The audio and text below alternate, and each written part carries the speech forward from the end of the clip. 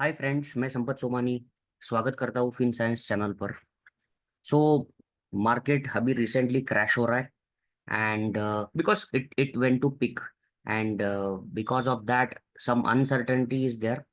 That is number one thing. Number दो चीज जो है, यूएस फेडरल रिजर्व जो है, इन्होंने रेट कट्स का फैसला प्रोलॉन्ग कर दिया because CPI inflation rate in US in February 24 it came out 3.2%। सो इसका मतलब सिंपल चीज है, अभी भी इन्फ्लेशन 2% के कंट्रोल में नहीं है। सो रेट कट जो एक्सपेक्टेड था समवेयर मार्च अप्रैल में, वो नहीं होने वाला है। So it it should move beyond June, ऐसा इंडिकेशन है। सो इसका इम्पैक्ट क्या हो गया? जो यूएस रेट है वो मेंटेन रहेगा हाई लेवल पर। इसका मतलब सिंपल चीज क्या है कि जो गोल्ड है, वो गोल्ड जो पीक हो गया था अभी रिसेंटली 6700 पर ग्राम हो गया था, वो डिक्लाइन होना स्टार्ट हो जाएगा because dollar will continue upper position. ठीक है। तो गोल्ड हमको अभी थोड़ा और सस्ते में मिलना चालू हो जाएगा एक 8 8 10 दिन में। ओके, इसका फायदा लेना है। इक्विटी मार्केट में क्रैश हो रहा है, इसका फायदा लेना है। नंबर तीन चीज, देखिए नंबर तीन ये है कि इंडिया की जो बॉन्ड्स है, इंडियन बॉन्ड्स में गवर्नमेंट ऑफ इंडिया ने ओपन कर दिया रास्ता कि जो बाकी के एफपीआई है वो मॉर्गन स्टैनले, जेपी मॉर्गन, ये इंडियन बॉन्ड्स परचेस कर सकेंगे। ओके, या फिर मतलब वो उनका जो इंडेक्स है उसमें वो गवर्नमेंट ऑफ इंडिया के बॉन्ड्स परचेस करके उसमें शामिल करेंगे। ठीक है, बल्क में वो परचेस करेंगे। तो ये इंडियन बॉन्ड्स है उस। नंबर दो ये है कि इंडिया में बॉन्ड यील्ड जो है बॉन्ड्स के, वो कम हो रही है ड्रास्टिकली। ओके, तो उसके वजह से क्या हो रहा है, जो long term government of India के बॉन्ड्स है, लॉन्ग यील्ड कम होने के बाद में वो बॉन्ड्स को, लॉन्ग टर्म बॉन्ड्स को वैल्यू आ रही है। अब ये वैल्यू आ रही है, इसका मतलब क्या हो गया? जो लॉन्ग टर्म बॉन्ड्स कौन से म्यूचुअल फंड्स में परचेस किए जाते हैं? गिल्ट म्यूचुअल फंड्स में। तो वो long term guilt mutual funds को बहुत जबरदस्त वैल्यू आ रही है। उनकी रिटर्न्स जो है, मतलब बेसिकली अगर मैं बात करूं तो 2035 2040 के जो मैच्योरिटी होने वाले गवर्नमेंट ऑफ इंडिया के बॉन्ड्स जो है, वो परचेस किए जा रहे हैं क्योंकि उसमें 9% 9.5% के रिटर्न्स आ रहे हैं। ठीक है। तो इसका सिंपल चीज क्या है, इंडियन डेट मार्केट काफी सुधर गया है। जो कोविड में नेगेटिव रिटर्न आते थे डायनामिक बॉन्ड फंड्स के, तो उसको अच्छे रेट आने लगे हैं। ठीक है। डायनेमिक बॉन्ड फंड के ऊपर अलग से हम वीडियो बनाएंगे। अगर आपको वीडियो चाहिए तो प्लीज लाइक कीजिए इस वीडियो को, तो मुझे समझ में आएगा कि आप इंटरेस्टेड हो या नहीं हो। ओके, आगे बढ़ते हैं। तो मुझे किसका किसका फायदा लेना है? मार्केट क्रैश का, जो small cap market, small cap और मिड कैप में क्रैश आ रहे हैं, 5 5 6 6% के क्रैश आ रहे हैं। लार्ज कैप में 2% के क्रैश आ रहे हैं। इक्विटी इक्विटी का फायदा लेना है, डेट मार्केट का फायदा लेना है, गोल्ड का फायदा लेना है। नंबर चार, इंडिया में प्रॉपर्टी मार्केट काफी अच्छे से बढ़ रहा है और अ, उन प्रॉपर्टीज में इन्वेस्ट करके मुझे एक्स्ट्रा रिटर्न बनाने हैं। ठीक है, ये एक नंबर चार पॉइंट हो गया। ओके, नंबर पांच, मुझे कमोडिटीज में भी इन्वेस्ट करना है बिकॉज कमोडिटी जो है वो कोविड के टाइम पर जो पीक पर चले गए थे, आयरन हो गया, एल्यूमिनियम हो गया, कॉपर हो गया, जिंक हो गया, में अदर मेटल्स हो गए, ferrous, non ferrous, dependent on China and all, वो काफी अभी I will say that commodity prices are coming down except crude. कल 15 मार्च 2024 को क्रूड के प्राइसेस $85 पर बैरल के ऊपर चले गए बिकॉज यूएस का जो रिजर्व है ऑयल का, वो कम हो गया है। और फिर जो ऑयल शिपिंग कंपनी रशिया की है उसके ऊपर यूएस ने बैन लगा दिया। तो shortage of demand, sorry shortage of supply की वजह से क्रूड प्राइसेस फिर से बॉईल होना शुरू हो गए। तो मुझे कमोडिटी में भी इन्वेस्ट करना है। ठीक है, और थोड़ा बहुत मुझे कैश में भी रहना है। ये पांच पैरामीटर हो गए। ऑन टॉप ऑफ दैट मुझे टैक्स बेनिफिट लेना है। मतलब जो भी म्यूचुअल फंड है उसके अंदर मैं इन्वेस्ट करूंगा तो मुझे वो उसके रिटर्न्स पर मुझे शॉर्ट टर्म कैपिटल गेन नहीं लगना चाहिए, या फिर मुझे मेरे स्लैब रेट के हिसाब से मुझे पैसा नहीं भरना है। It should directly come to long term capital gain. ठीक है, उसके लिए फॉर्मूला क्या है? गवर्नमेंट ऑफ इंडिया का कि आपका इक्विटी एलोकेशन 65% होना चाहिए इक्विटी में। ओके, ठीक है। फिर नेक्स्ट आता है, तो अब फिर से मैं रिवाइज करता हूं कि हम कौन से म्यूचुअल फंड, कौन से कैटेगरी ऑफ म्यूचुअल फंड की बात कर रहे हैं यहाँ पे, मल्टी एसेट एलोकेशन फंड। क्यों? इक्विटी मार्केट काफी पीक पर है, तो मैं डेफिनेटली यहाँ पे मैं इन्वेस्ट नहीं करना चाहता पूरा की पूरा इक्विटी में। नंबर दो, डेट मार्केट, जो इंडिया का डेट मार्केट है वो बहुत अच्छा रिटर्न दे रहा है, 9%, 9.5%, तो उसको लेवरेज करना है। नंबर तीन, मुझे गोल्ड में इन्वेस्ट करना है, बिकॉज अगले साल गोल्ड बहुत जबरदस्त चलने वाला है। 70,000 10 ग्राम का रेट होने वाला है इंडिया, इंडियन रुपीज में मैं बात कर रहा हूँ। तो गोल्ड में मुझे लेवरेज लेना है पोजीशन। नंबर चार, मुझे कमोडिटी में प्ले करना है। नंबर पांच, मुझे रियल एस्टेट में प्ले करना है। अब आप रियल एस्टेट में कैसे प्ले करोगे? मतलब mutual fund manager directly property purchase करेगा क्या? जी नहीं। वो क्या परचेज करेगा? इन्वेस्टमेंट आईटी, इंफ्रास्ट्रक्चर, INVIT, वो उसमें परचेस करेगा। या फिर REIT, real estate investment trust purchase करेंगे। अगर आप देखोगे एम्बेसी, REIT, ओके, तो ये लगभग 280 290 से आज 390 पर चल गया है। तो क्यों? बिकॉज ऑफिस ऑक्यूपेंसी रेट्स बढ़ गए हैं, बड़े बड़े कॉन्ट्रैक्ट साइन अप हो रहे हैं, long term contract sign up हो रहे हैं, नए ऑफिस कंस्ट्रक्ट हुए जा रहे हैं। और जो GCC है, मतलब global capability centres by captives, captives मतलब बेसिकली बड़े बड़े इन्वेस्टमेंट बैंक्स जो होते हैं, वो यहाँ पे ही बड़े ऑफिस परचेस कर रहे हैं और बड़ी हायरिंग कर रहे हैं। पहले वो क्या करते थे, बड़े IT कंपनीज को क्लियरली आउटसोर्स करते थे। मतलब बड़े Indian IT companies, Infosys, TCS, Accenture, HCL, tech, Wipro, बड़े बड़े IT कंपनीज को आउटसोर्स करते थे। तो ये क्या करते थे, उनके ऑफिस में जाके, मतलब उनका एक ऑफशोर डिलीवरी सेंटर होता था, उसमें वो काम करते थे। और कभी कभार ये क्लाइंट यहाँ पे वहां पे विजिट करते थे। अब वो क्या कर रहे हैं, GCC मतलब ग्लोबल कैपेबिलिटी सेंटर्स, मतलब बेसिकली इंडिया में ही ऑफिस एस्टेब्लिश कर रहे हैं, यहीं पर ही हायरिंग कर रहे हैं। तो खुद का ऑफिस, खुद का मैन पावर।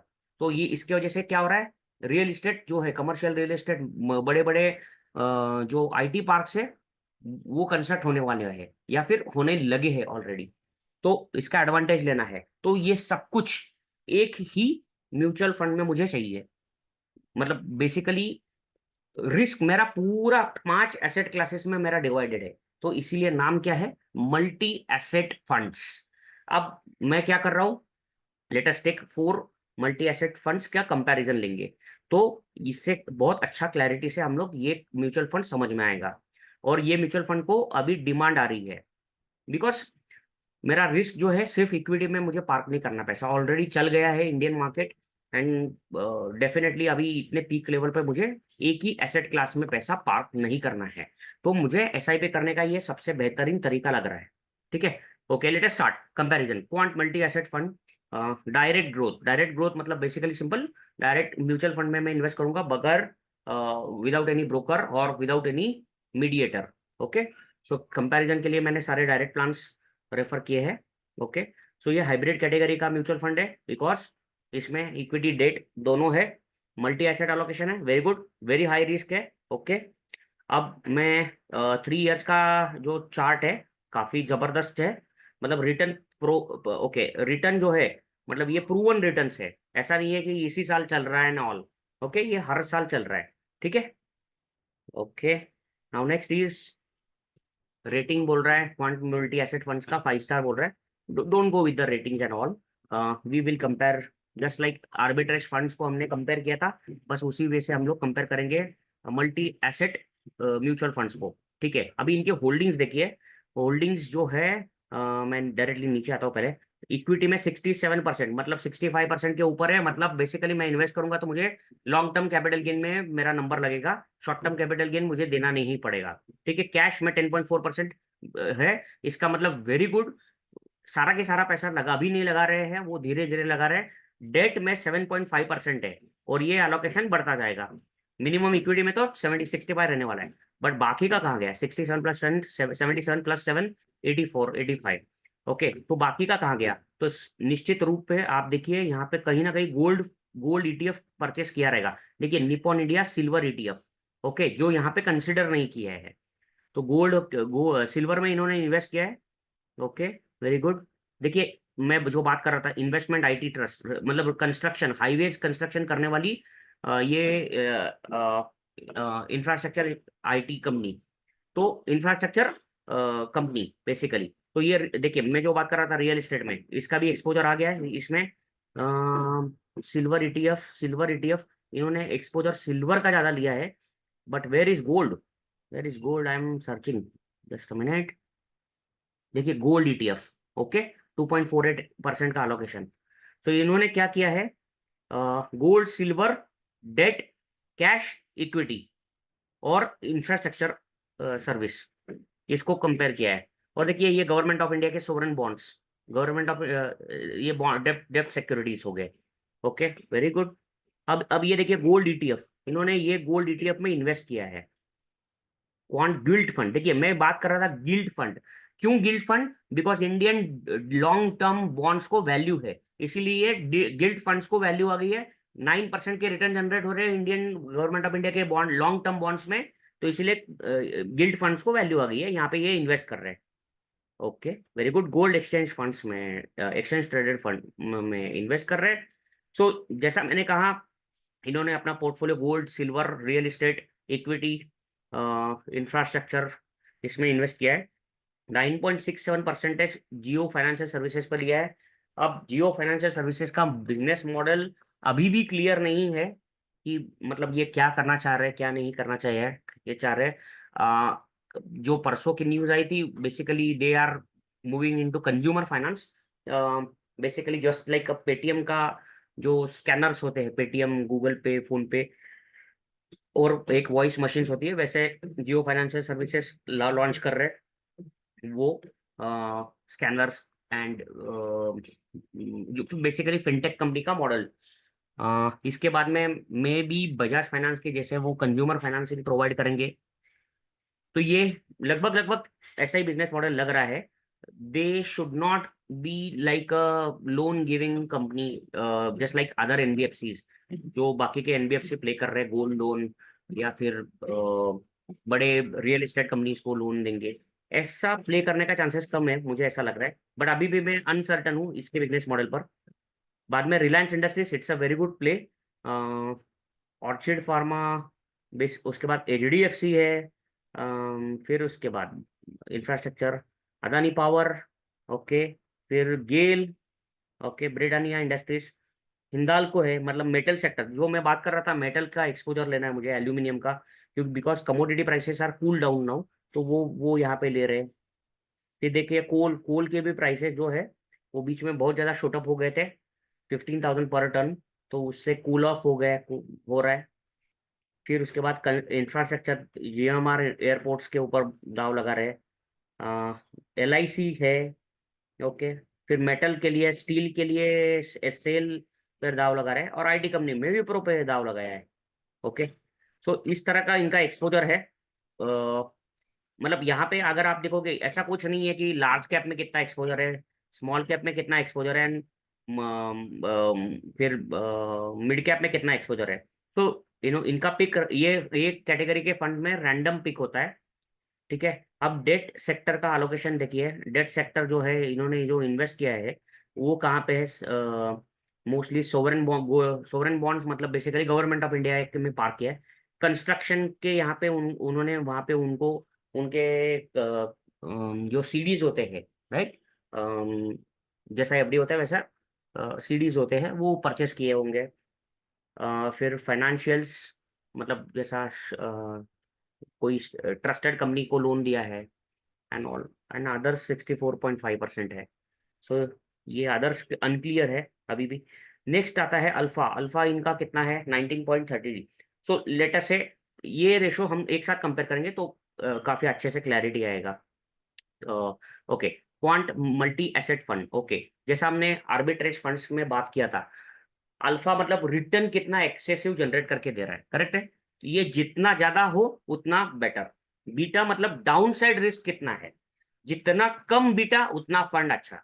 शार्प रेशो मतलब बेसिकली जो portfolio return minus risk free return divided by standard deviation, ये फॉर्मूला होता है। जितना ज्यादा शार्प रेशो उतना बेटर।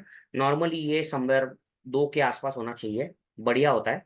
सॉर्टिनो रेशो जो होता है वो सेम चीज, just like Sharpe ratio, portfolio return minus risk free returns divided by standard deviation only in negative market conditions. मतलब जब रिटर्न्स मार्केट निफ्ट जो है इसका बेंचमार्क इंडेक्स जब डाउन जा रहा है, तब जो स्टैंडर्ड डेविएशन निकल कर आ रहा है वो स्टैंडर्ड डेविएशन डिनोमिनेटर में लगाता है और फिर वो शार्प रेशो कैलकुलेट करता है। That is nothing but our Sortino ratio. तो नॉर्मली जो सॉर्टिनो रेशो होता है वो यहाँ से इसके 0.5 ज़्यादा होना चाहिए मिनिमम। तो यहाँ पे मैं बोलूँगा ये 2.5 के ऊपर, 2.6 2.7 के ऊपर रहा तो मच बेटर। सो मुझे अट्रैक्टिव लग रहा है ये फंड्स। ओके, अब आता है पी। पी भी 20% है। It's a I mean I will say better. Price to book ratio जो है ये जितना कम उतना अच्छा। Price to earning ratio, P ratio, ये जितना कम उतना अच्छा। टॉप फाइव 38% जनरेट करके दे रहा है।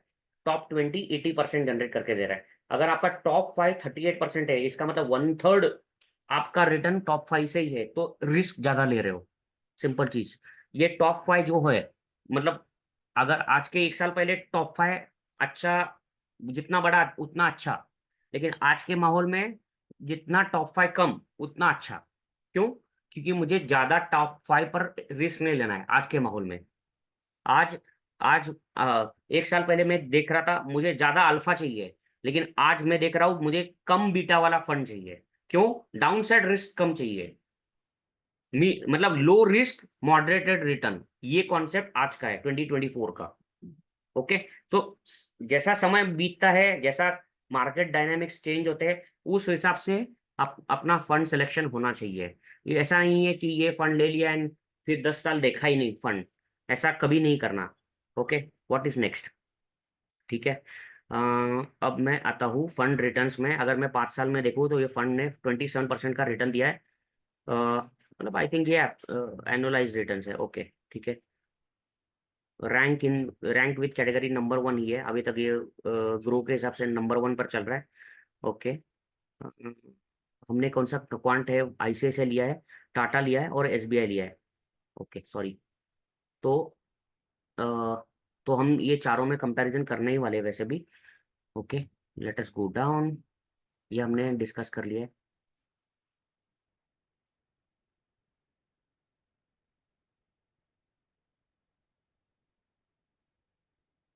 अब आता है मेन चीज, एक्सपेंस रेशो कितना है? 0.76%, इंक्लूसिव ऑफ जीएसटी। सो 0.76, जो नॉर्मली इक्विटी फंड्स में एक्सपेंस रेशो क्वांट का 2% के ऊपर रहता है। करेक्ट है? तो इसका मतलब ये फंड में एक्सपेंस रेशो कम है, इसका मतलब जो fund management charges, marketing charges, fund run करने के चार्जेस, बहुत सारे जो चार्जेस होते हैं वो कम है। ओके। बिकॉज डेफिनेटली जो एक्सपोजर है वो गोल्ड, फिर अदर कमोडिटीज, इंफ्रास्ट्रक्चर, उसके ऊपर भी ज़्यादा है। तो उसमें जो तो उसकी वजह से डेफिनेटली ये एक्सपेंस रेशो कम हो जाता है। Okay. So overall, returns are taxed as per your income tax slab for for short term, अगर आप इमीडिएटली विड्रॉ करते हो तो। ओके। अगर आप मोर देन 1 ईयर रखते हो तो मेरे ख्याल से लॉन्ग टर्म में आना चाहिए, बिकॉज 67% इक्विटी है। ओके। सो इसमें फंड मैनेजमेंट कैसे चेंजेस हुए हैं? इसमें 4 फंड मैनेजर्स है जो 3-4 साल से बिल्कुल अच्छा काम कर रहे हैं। अभी तक प्रेजेंट तक ये चल रहा है। Okay, next. ओके, हमको बात करना है, we will compare it in terms of alpha beta and all. Okay, चारों के चारों पहले कंपेयर कर रहे थे ये पैरामीटर पर। ठीक है, अब क्वांट का हो गया। अब आते हैं टाटा। टाटा में अल्फा कितना है? 5.66। क्वांट में अल्फा कितना था? 19.30।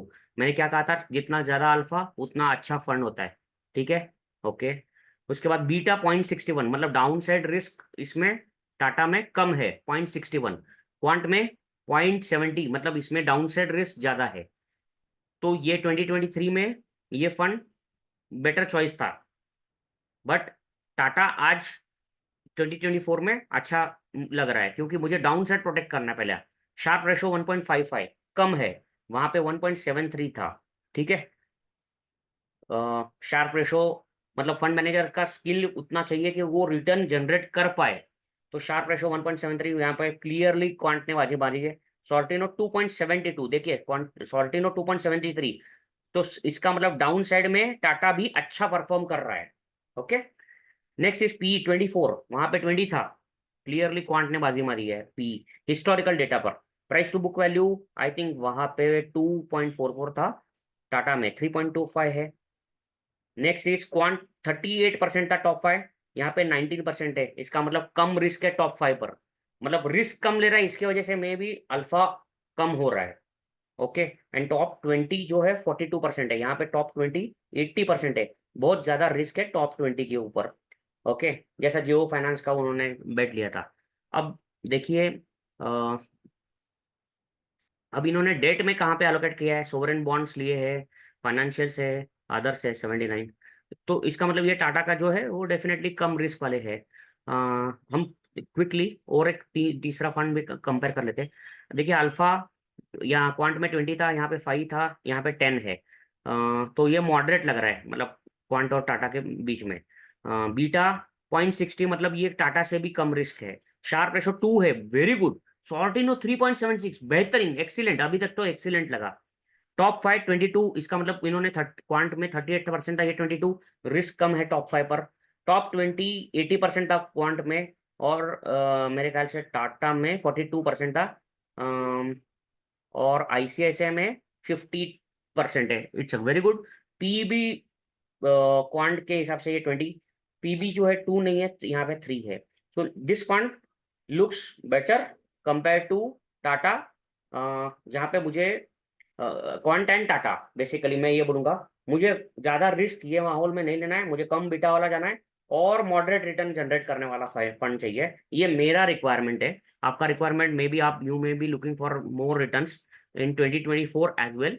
सो डिपेंड ऑन दैट, आप चॉइस कीजिए, क्वांट के तरफ जाना है, आईसीसी की तरफ जाना है, टाटा की तरफ जाना है। ओके ना, अब आपके देखिए होल्डिंग, देखिए उनका एक्सपोजर कितना था। देखिए 80-90 फंड्स थे क्वांट में, इनका 155, पूरा डाइवर्सिफाइड कर कर रखा है पूरा के पूरा।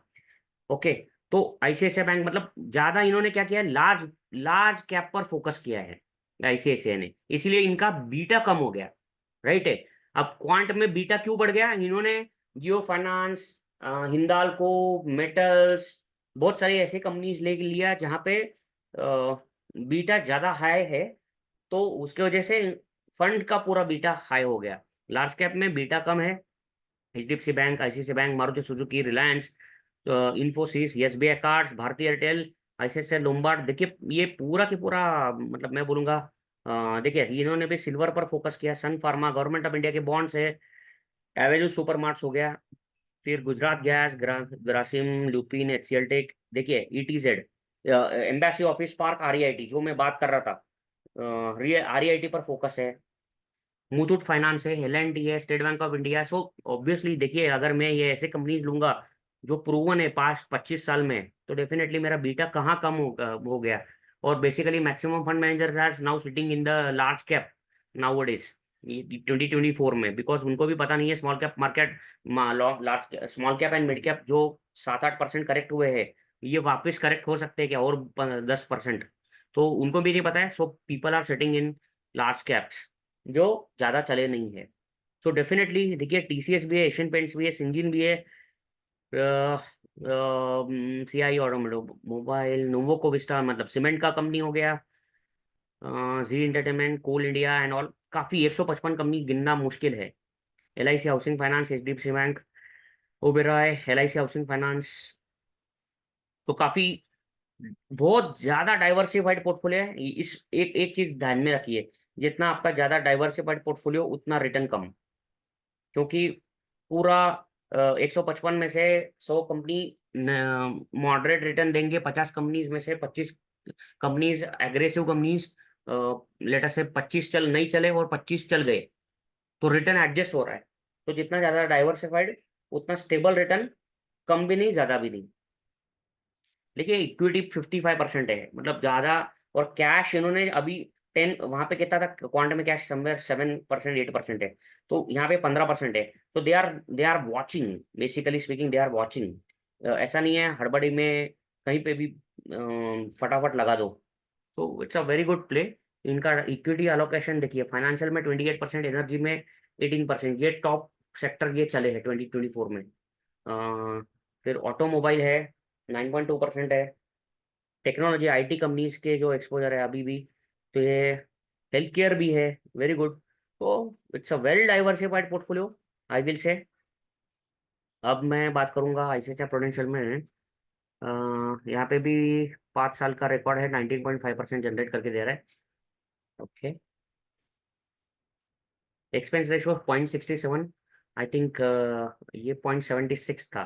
तो it's still very good. Tata का एक्सपेंस रेशो कितना है? 0.39%। बिकॉज टाटा में उनका जो एक्सपोजर था, टाटा का इक्विटी का जो है, जस्ट मिनट, 698, 98, मतलब इन्होंने भी काफी लार्ज कैप पर फोकस किया था टाटा ने, इसीलिए इनका बीटा कम है। तो इसीलिए उनका 0.36 है और आईसीआईसीआई का 0.67 है।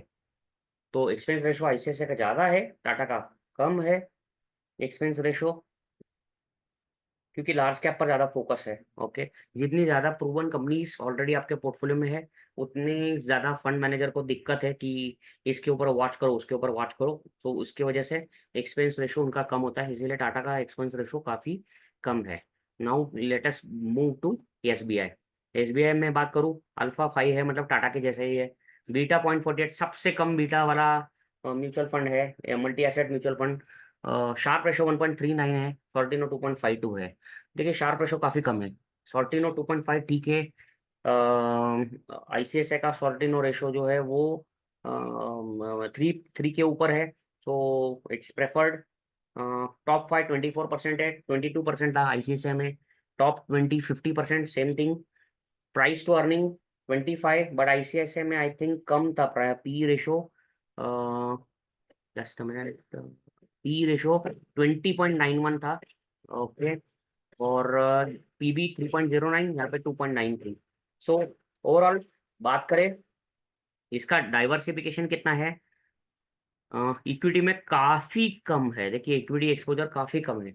एसबीआई मल्टी कैप 41% सिर्फ, और डेट फंड में 39% है, मतलब काफी इन्होंने रिस्क अवॉइड किया है।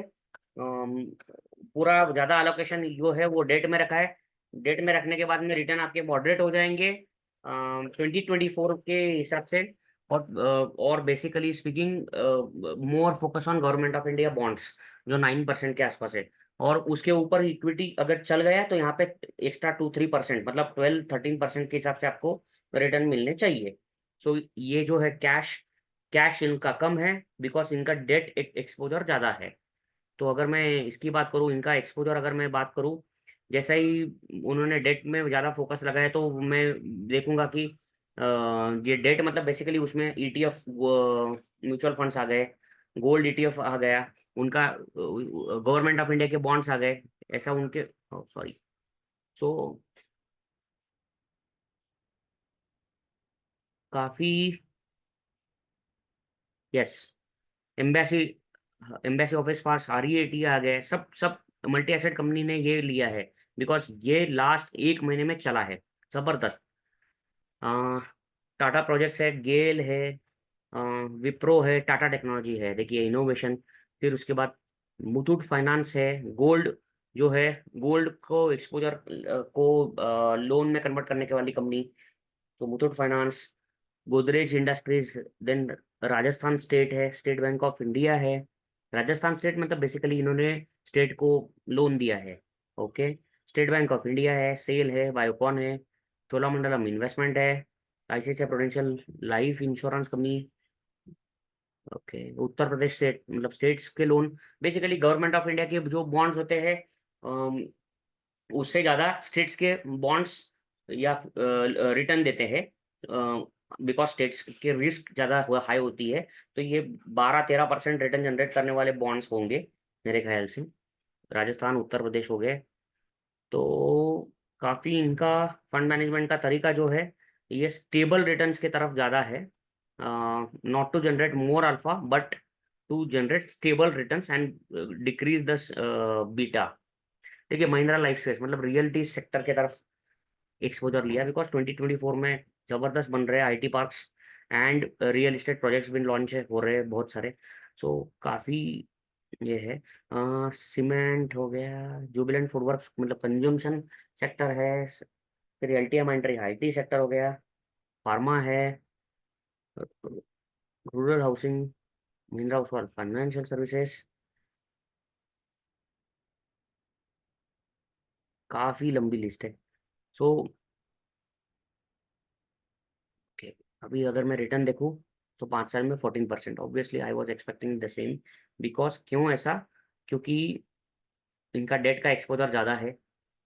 ओके, रियल इस्टेट जो है, रियल इस्टेट का एक्सपोजर, बॉन्ड्स का एक्सपोजर, गोल्ड का एक्सपोजर, ये काफ़ी ज़्यादा हो गया। इक्विटी एक्सपोजर कम है, और पिछले 3-4 साल में इक्विटी ज़्यादा अच्छे से चले हैं।